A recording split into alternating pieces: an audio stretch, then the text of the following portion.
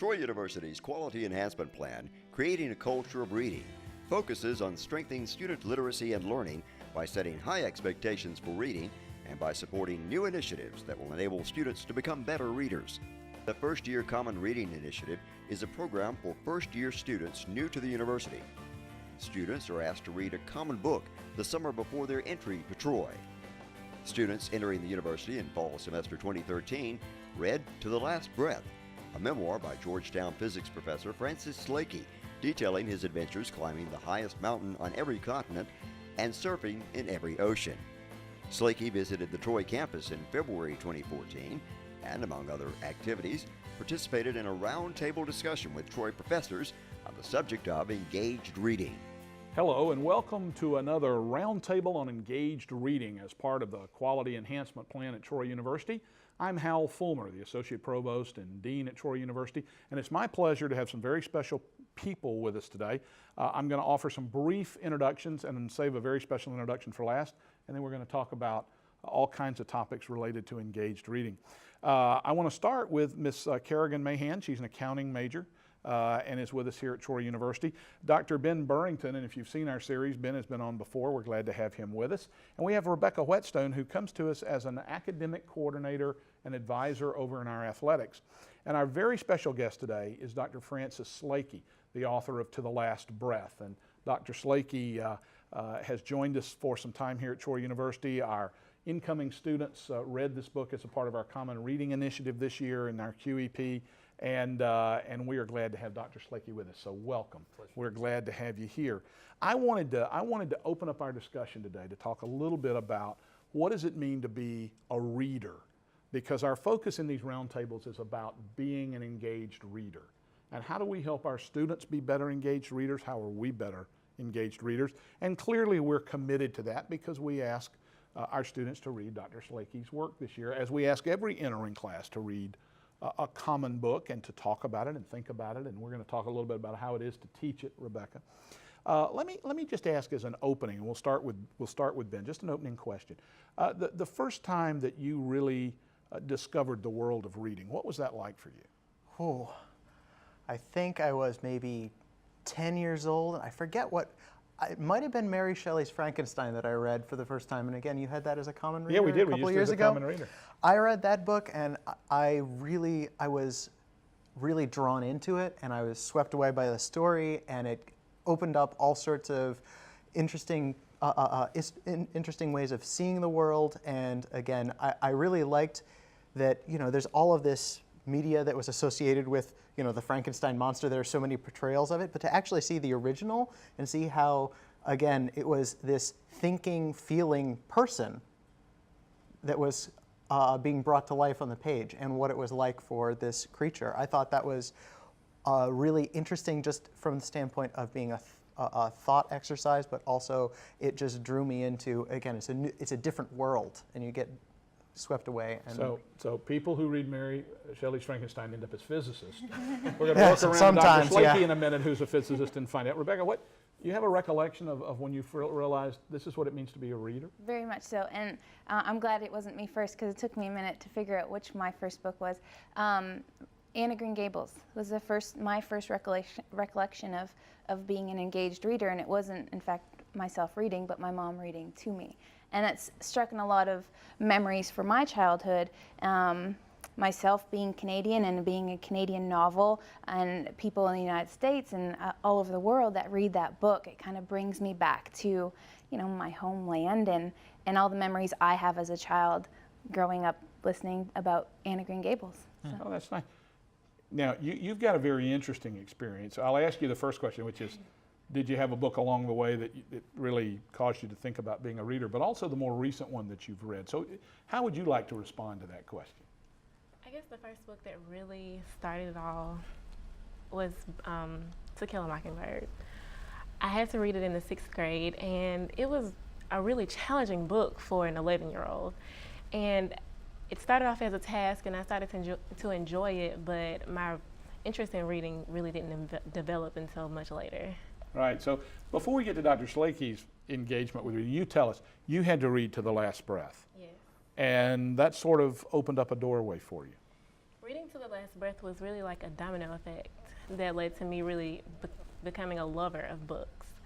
And when I was reading the book, I didn't really look forward to it, and then I got to the book and I really started to enjoy it, and I was just like, oh, I can't stop now. What's going to happen next?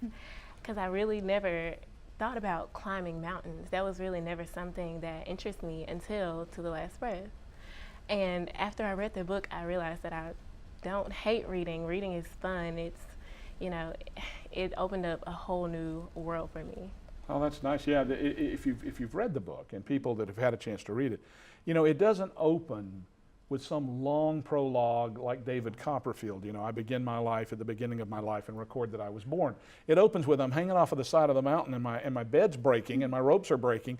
And I remember that right away I went, oh my, I got to figure out what happened.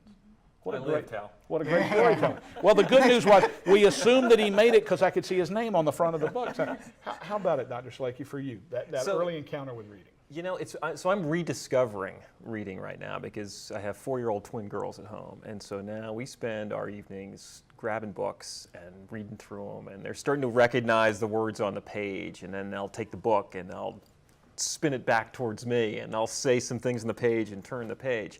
So it's as if I'm rediscovering reading. And in doing that, I'm rediscovering the story too, because I can see what stories stick. You know, what stories are the ones that hold in their minds, and they're the ones they want to read the next day. Oh, and the next day, and the next day, and the next day. Can go on 100 times. But it makes me see, you know, who's writing the compelling stories, and what are the visuals, and the things that are genuinely captivating. So I feel like I'm starting over. Yeah, what a great feeling. Yeah. Is there anything quite like the wonder of reading a really good book for the first time? And you know, there's never going to be another first time with that really good book, even though you might read it second or third time. True. You know, one thing I like so much about what you said, it's not just reading, right? You have an adjective there, and it's a critical adjective, and it's engaged reading. I mean, people can flip a page, and it can just feel like a chore, or they can be engaged and they can put themselves in the book.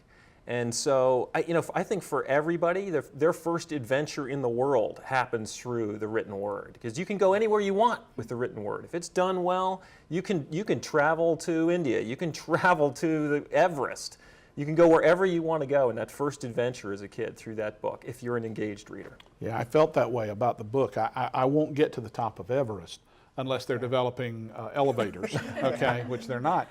But I went there with you. Right, and I think we felt that way. I was there because you were there, and there's this wonderful kind of vicarious experience. That's really what you're talking about. Yeah. As readers, we get to go with that. So I've got a question for you, though. Since you're reading to your daughters, is there some book that you remember from your childhood that you can't wait to share with them? So actually, the ones that I remembered from my childhood aren't the ones that are sticking in their heads. I mean, there's so many new ones now, and you know, the one right now, I've already read it probably 50 times. And the trick for the writer is it's got to be not only compelling to the kid, but they know they're writing for the parent who's got to read it 50 times. Right? So it's got to be fun to read aloud 50 times. And The Day the Crayons Quit, man, that's a winner. There you go. There you go. See, just the title alone, I'm caught up in the narrative. So why did that happen? Well, what about this idea of trying to help people be better readers? You start with your daughters, and I had that experience. You know, somebody read to me. I remember as about a 6-year-old, 5 or 6, my mother took me down to the library, and I got a library card. And we don't do that. I don't know that we do that much anymore, but it was just a seminal moment for me. Yeah. It was just amazing.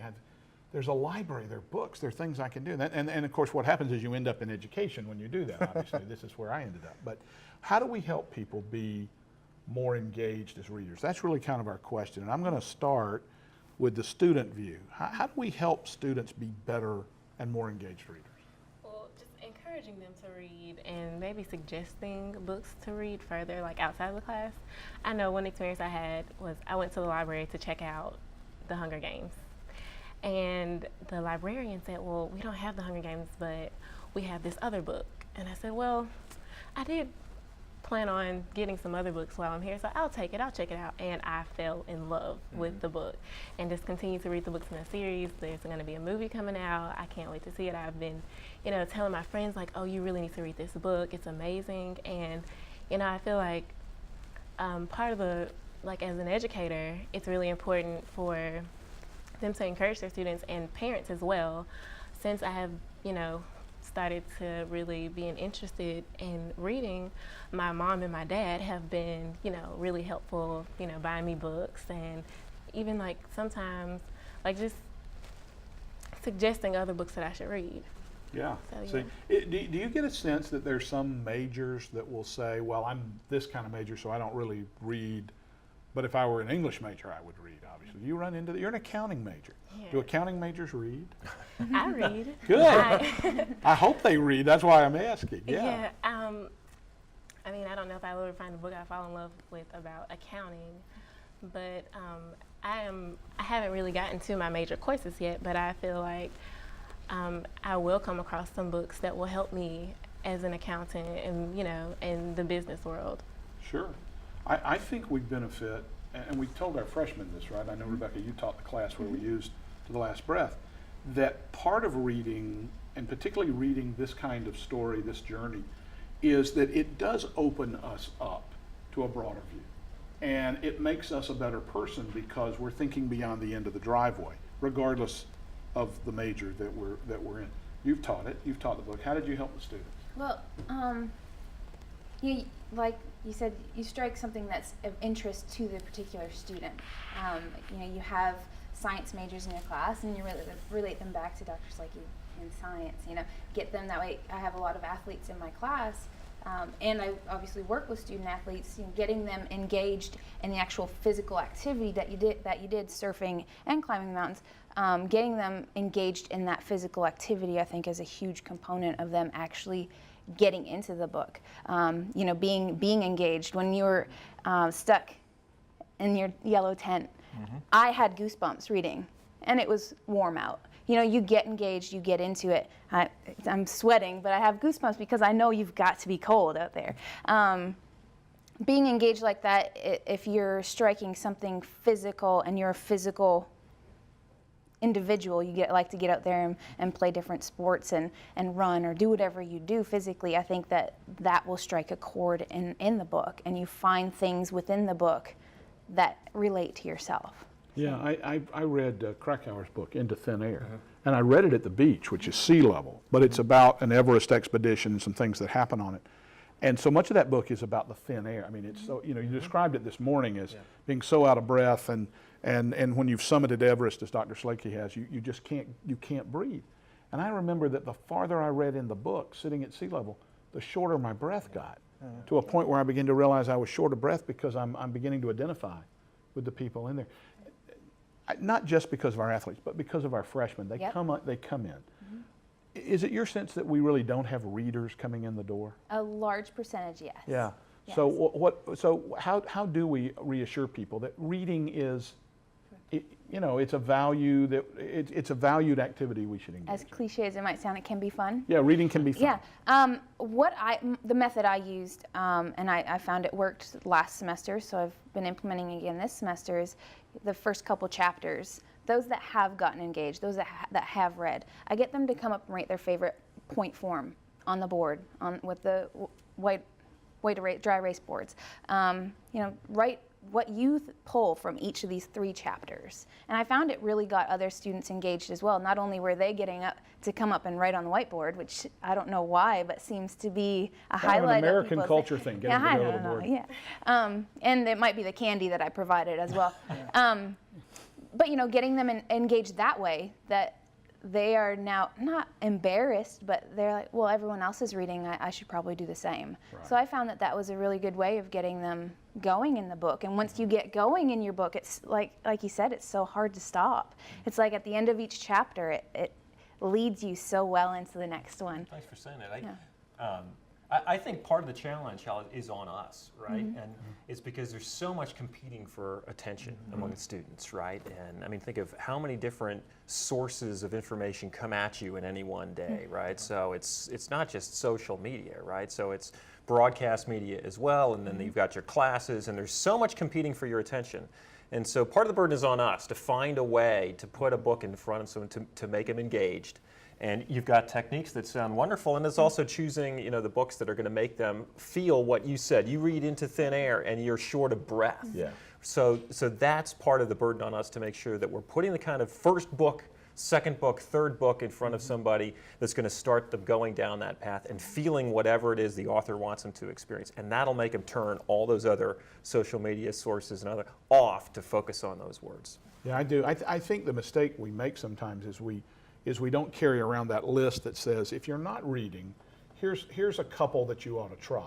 Yeah. And what happens to students is they wander off sometimes, or anybody, into books, and they're good books, and there's some books that maybe aren't so suitable at a given point in someone's life.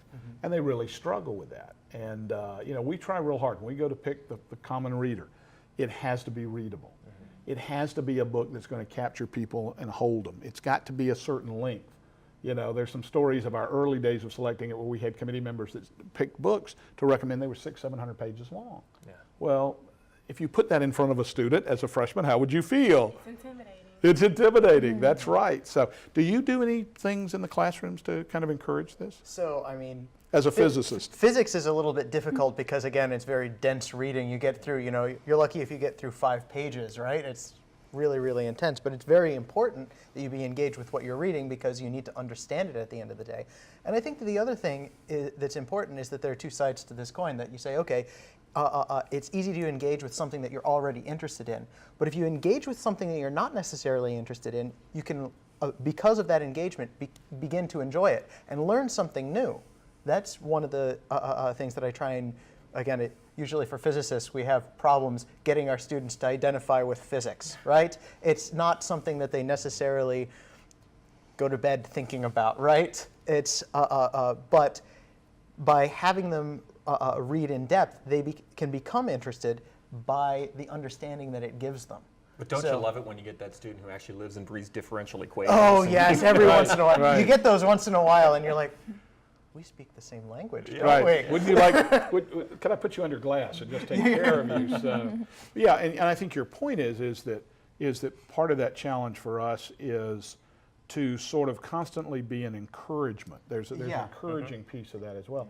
And you can push the border out further. As you encourage. And that's part of the beauty of reading, is not just doing what you're familiar with, reading about what you're familiar with, sure, that's comfortable, but then going the next step and learning something new and experiencing something new by the written word.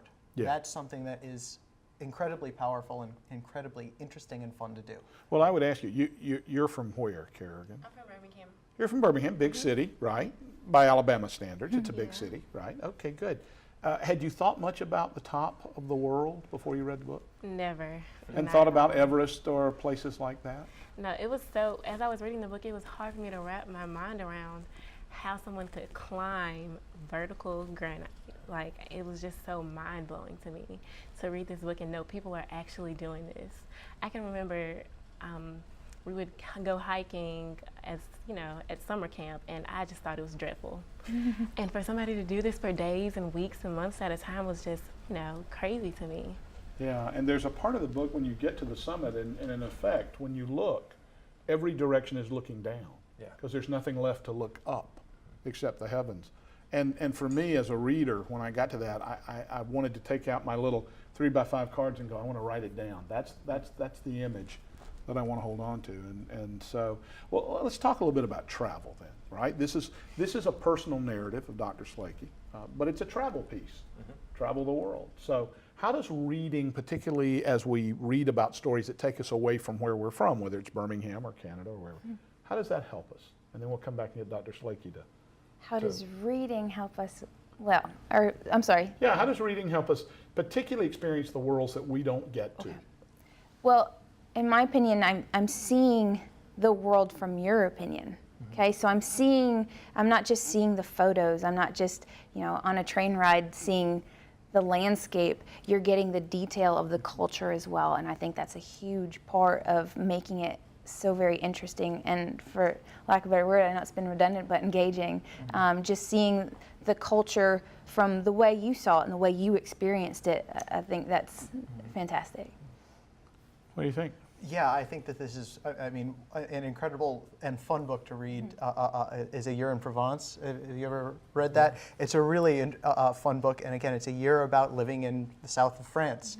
And it gives you an idea of, oh yeah, there are all of these other people out there with all of these new experiences and all of these, like, the weird culture shock of being picked up and put down somewhere else, and you get to experience all of that, and you get to experience all of the, I don't know, little quirks and nuances of living in a new place. And it's really entertaining, and it also means that you get to experience some of those things without necessarily having to put in, okay, all of the money and time and effort into buying a house in the south of France, for example, right? So the book is cheaper. Yeah, exactly. And I, again, getting some of that experience from your book of, I would, from the dangers of going up Everest, I would never, ever dream of doing that, frankly.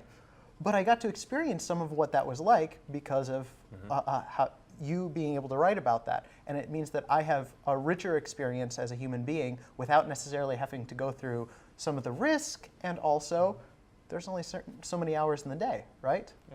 Did you have books that were like that, like what you've written that you read along the way that were inspirational? Yeah, and I think for everybody, almost everybody, that our first journey in the world is through a book. It's through a page. It's reading someone else's story, and whether it's Cat in the Hat, right? Sure. But they're taking you into a different world where animals can talk and where everything is colorful and then over time you get exposed to some of the sadness and the triumphs and the strengths and weaknesses.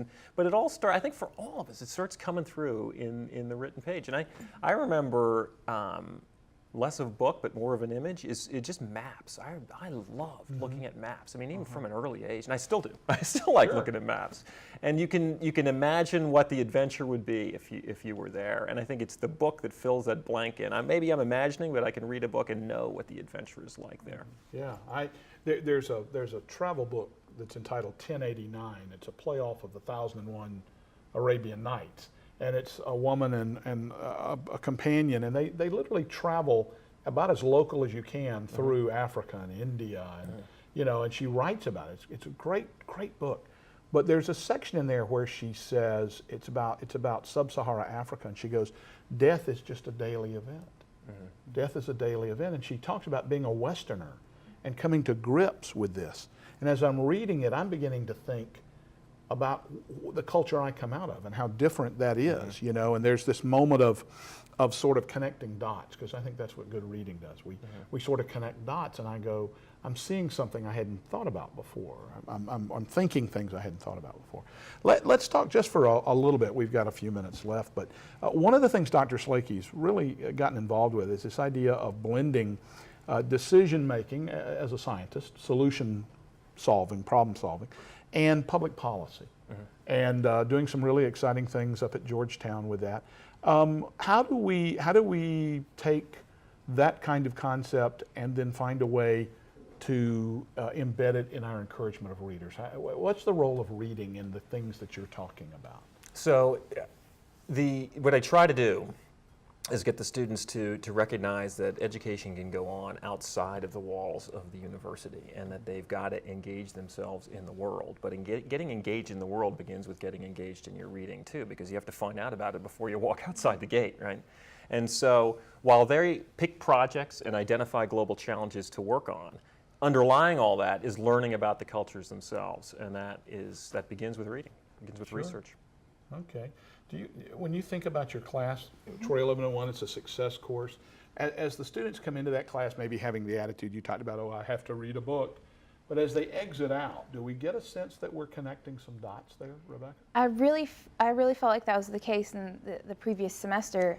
This semester's only halfway through, but at the end of the lesson of the book, I posed to them, bring in something that you would, if you were in Dr. Slakey's class, bring in something that you would want to do.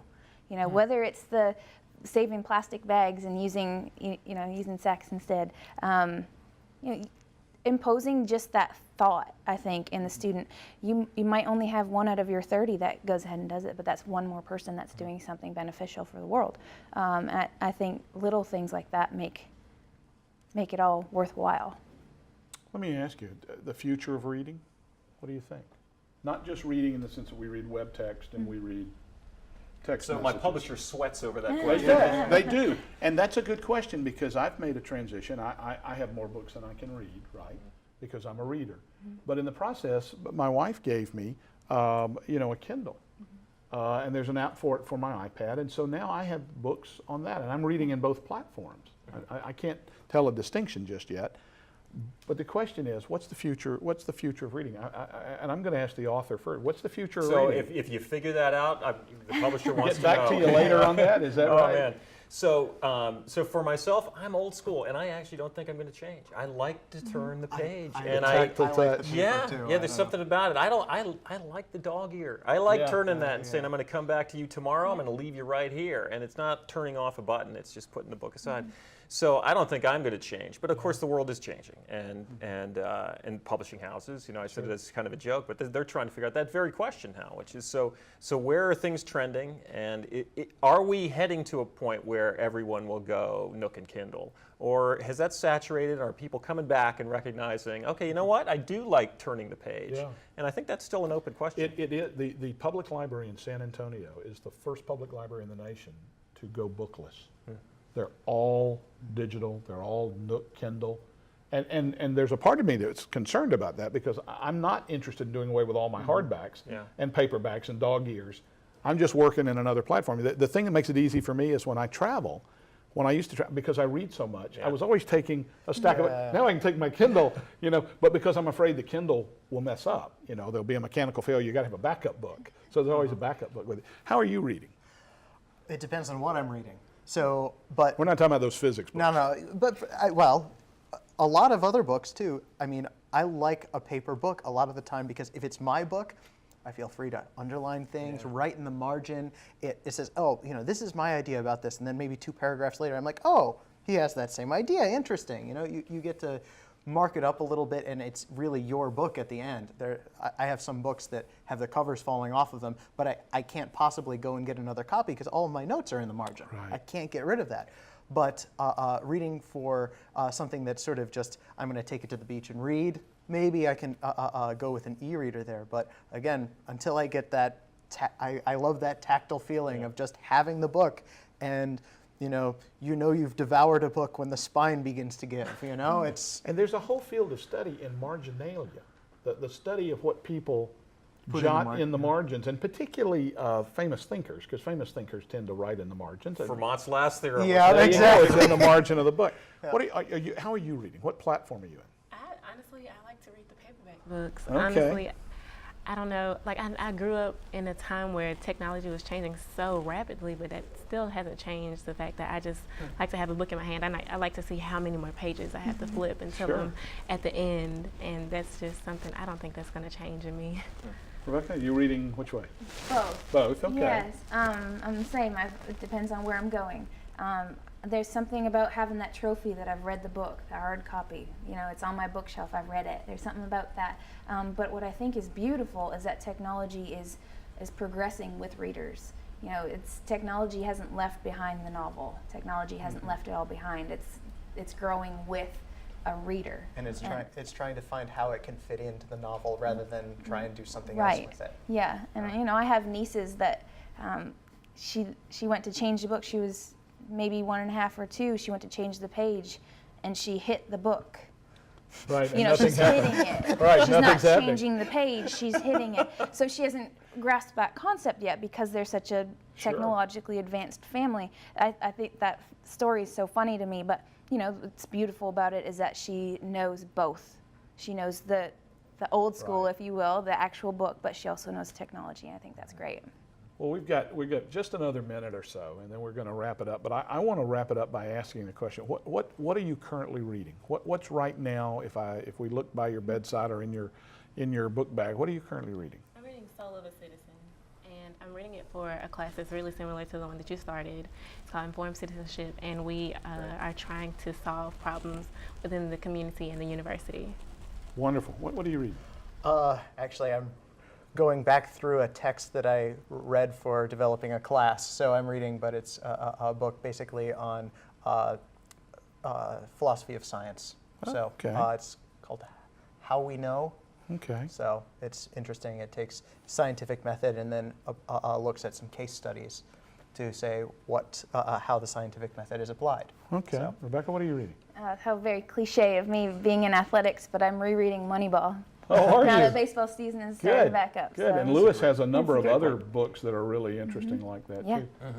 What's traveled with you or by the bedside or in the book bag? The Goldfinch by Donna Tartt. Oh yeah, that's the. Did you read The Secret History? I heard? did. That's Yeah, how I got hooked on that her. was an Now, amazing there's story. somebody who spaces out their writing, right? Yeah. Every 7 years we'll get a Donna Tartt Yeah. book, and this it was worth waiting for. It's Yeah, her terrific. first one was really compelling.